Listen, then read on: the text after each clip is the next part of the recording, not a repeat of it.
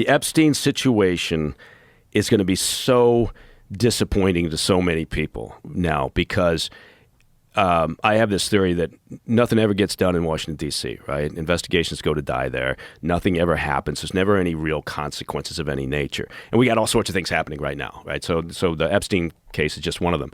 But right now you've got the Dems focused on Epstein because, they see there's just a good opportunity here to go after Trump, regardless of who else is in the files, right? And the Dems, I think, were worried for quite some time and didn't pursue it because, years back they were thinking, okay, Clinton's going to be embarrassed. We don't want that.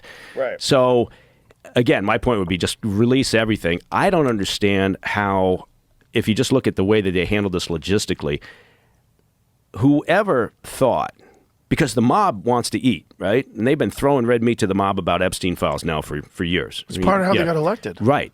And so whoever in their communications group or in their strategic thinking arena in the administration thought, that we can get away with just saying there's nothing to see here, they should be fired, right? Because there's no way you can satisfy this mob. And now the mob is oddly bipartisan because it's got the Dems and it's got, part of the base of Trump in there. Yeah. And they're all, screaming to have this.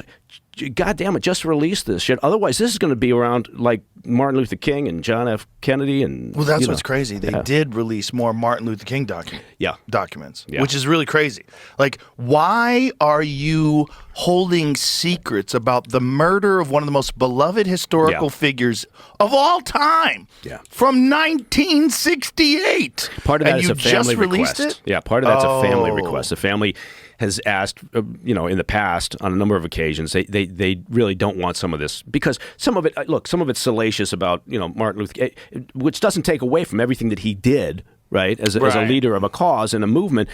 But some of it is, extramarital affairs. Things along those there's been some push to be concerned about that. But yeah, now do the Epstein files. Well, they'll do it in the same amount of time, 56 years from now. Yeah. Just like they did with him.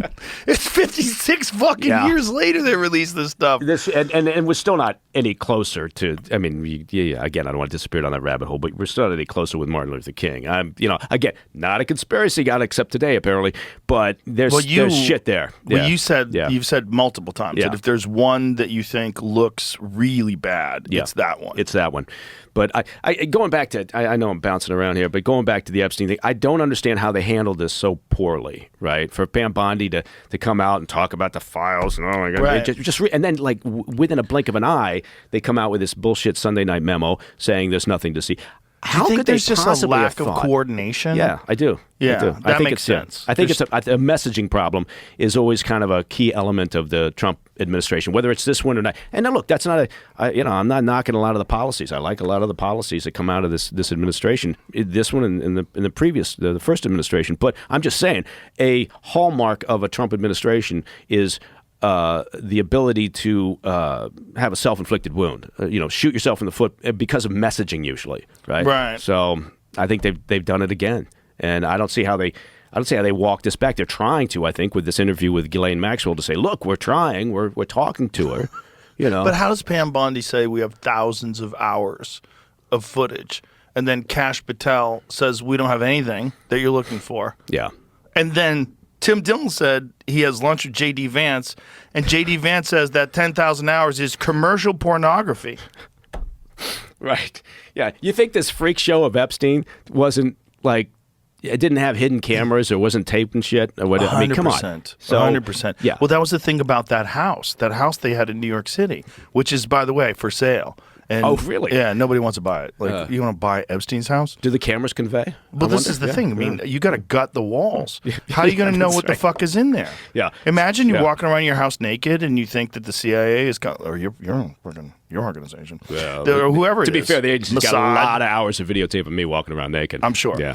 But Mossad, whoever it is that was involved in this intelligence gathering, I mean, I'm just guessing. I have no idea. Yeah. But there's fucking pinhole cameras all over that house. Yeah. Yeah. Well, you have to start from that perception, right? Because again, if anything else, you're just being naive if you think, no, there's nothing. Again, you got to take it down to the bare beams. Yeah.